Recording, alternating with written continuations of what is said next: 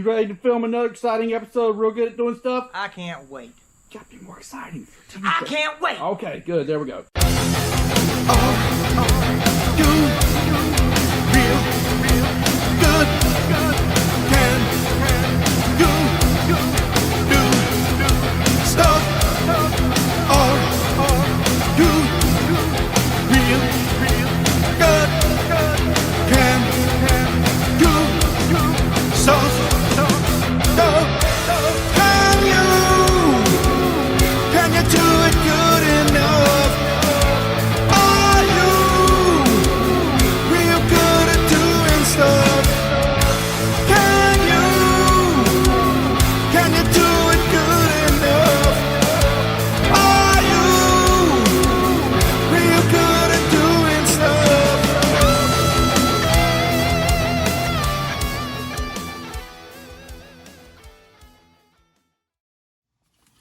Alright, Real Good Stuff Doers.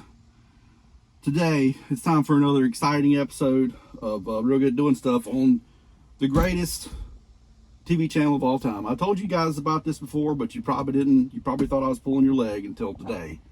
And now you found out differently, as is very obvious based off what I'm sitting in right now. This donk.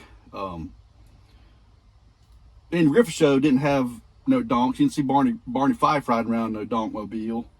Wapner didn't decide who got to keep the donk on the People's Court. And Bob Barker didn't let nobody win no donk. So I think it's pretty obvious who's got the superior TV show. But today we're going to talk about something that is a common problem on the dyno, and it's easily alleviated. And that is whether or not your boost controller is working before you go to the dyno. It's important that if you have a CO2, CO2 powered boost control system, it's pretty common that you get to the dyno and I ask you, does it work? And you say, yes, ? And then it does not work at all. There's no excuse for that. It's okay if it doesn't work, but it's easy to check to see if it does or doesn't before you come, because if you come and it doesn't work, well, that means you need a mechanic, not a tuner. And it's easy to get to the bottom of it, and that's what we're going to talk about today. All right, to see if this is working, all you need to do is, it's pretty simple. In the bottom screen here, on the bottom left-hand corner here, you have a little section. I call it data monitor section or whatever. But anyhow, you can go live with your ECU, and this stuff will become active and show you what's going on. And usually what I do for this purpose, I create a section called Boost. Pretty simple. What you need to do is click on this E here, and that'll open up a whole section. And then you can populate that with stuff that's relevant to whatever you want to look at. In our case, we're looking at boost-related stuff. So I've got one that says boost, and in that, let me click this out. I've got RPM, boost fill solenoid, vent solenoid, target dome, and dome pressure. And you can save that in there, and that'll be over here.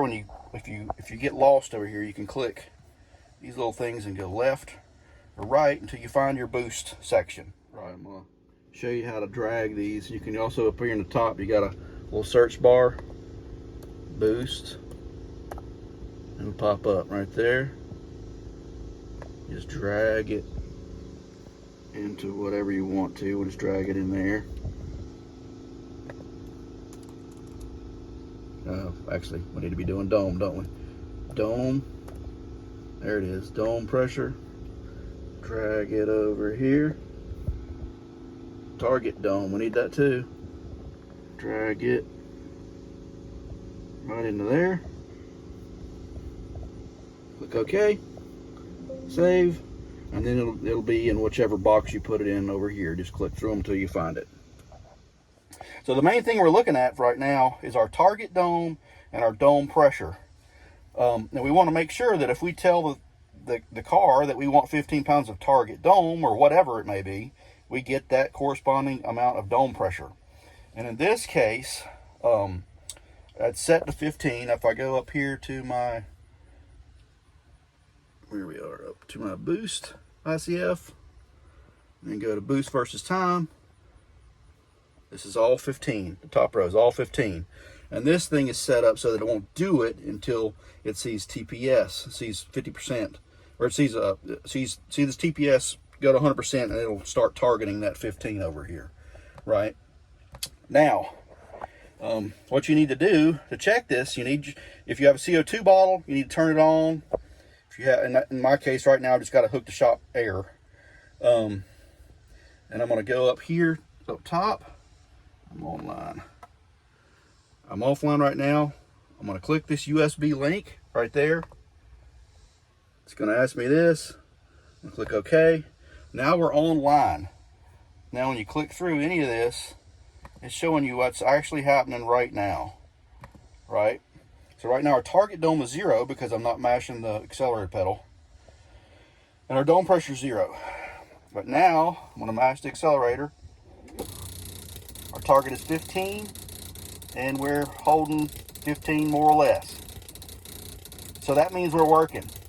If you can't do that, that means something's not right. You got a wiring problem, a plumbing problem. It could be any number of things, right? But you need to be able to do this before you go to the dyno. Like I say, it's really simple to do.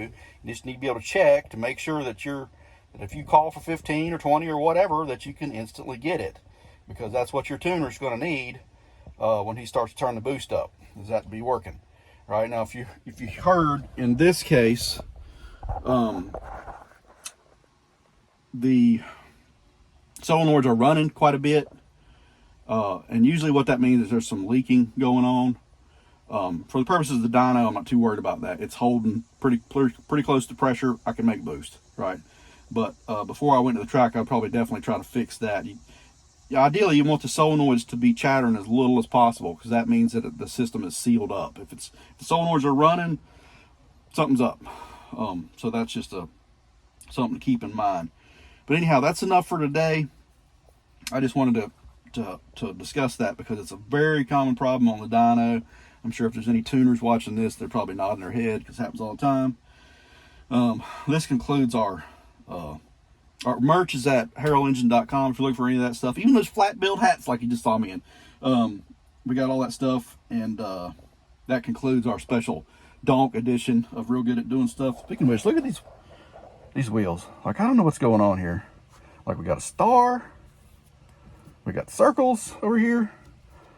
All in the same thing. It's like if you managed to you heard about sticking a square peg through a round hole. Like, this is what would look like if you actually pulled that off successfully, I think.